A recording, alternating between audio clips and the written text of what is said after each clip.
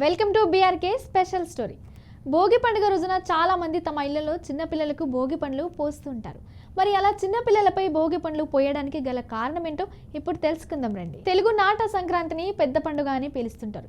ఈ పండుగను 3 రోజుల పాటు నిర్వహించుకుంటారు. భోగి, మకర సంక్రాంతి, కనుమలుగా జరుపుకుంటారు. అయితే ఇప్పటికే ఎక్కడ చూసినా పండుగ శోభ కనిపిస్తుంది. ఇక పట్నం మొదలి అందరూ పల్లెలకు చేరుకున్నారు. ఈ పండుగకు యువత గాలిపటాలు, మహిళలు రంగుల ముగ్గులు, ఇంట్లో పెద్దవాళ్ళు పిండి వంటలు చేయడంలో మునిగిపోతారు. ఈ పండుగకు గ్రామాల్లో ఏ వీధిలో చూసినా, ఏ ఇల్లు చూసినా బంధువులతో కిటకిటలాడుతుంటాయి. ఈసారి 13, 14, 15లలో భోగి, సంక్రాంతి, కనుమలను జరుపుకోబోతున్నాం.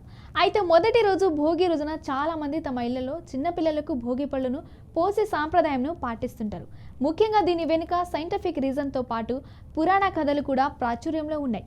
ఈ 3 రోజుల పండుగల్లో భోగి రోజున 12 లోపు పిల్లలకు రేగి పండ్లను పోసే సాంప్రదాయం పాటిస్తుంటారు.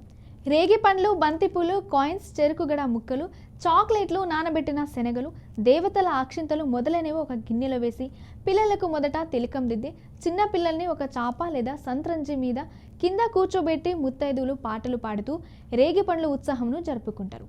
అయితే ఈ సాంప్రదాయంను వెనుక ఒక కథ కూడా ఉంది. భోగిపళ్ళు ఎందుకు పోయాలో మహాభారతంలోని ద్రోణాపురంలో చెప్పారని అంటున్నారు. శివుడిని ప్రసన్నం చేసుకోవడానికి నారాయణులు బదరికా వనంలో ఘోర తపస్సు చేశారట. ఆ సమయంలో పరమశివుడు ప్రత్యక్షమై, నువ్వు తపస్సు చేశావు కాబట్టి నన్ను కూడా జయించే శక్తి నీకు ఇస్తున్నా అని నారాయణుడికి శివుడు వరం ఇస్తాడు. ఆ సమయంలో విష్ణుమూర్తి శక్తిని చూసి దేవతలందరూ ఆనందంలో నారాయణుడి తల మీద బదరి ఫలాల్ని కురిపించారని, ఆ సమయంలో శ్రీమన్నారాయణుడు చిన్నపిల్లడి మాదిరి మారిపోయాడని మహాభారతంలోని ద్రోణపర్వం చెబుతుంది. ఆనాటి సంఘటనకు ప్రతీకగా పిల్లలను నారాయణుడిగా భావించి భోగి పండ్లను పోసే సంప్రదాయం వచ్చిందని చెబుతున్నారు. ఇక ఈ రేగు పండ్లనే ఈ రోజున భోగి పళ్ళుగా పిలుస్తారని, వీటిని అర్కఫలం అని కూడా అంటారు.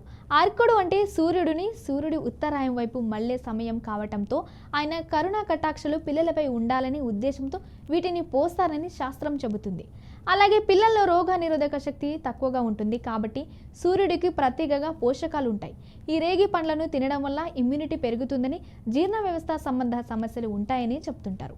మరోవైపు ఈ రేగి పండ్ల తల మీద పోయడానికి ఒక కారణం ఉందని కూడా చెప్తున్నారు.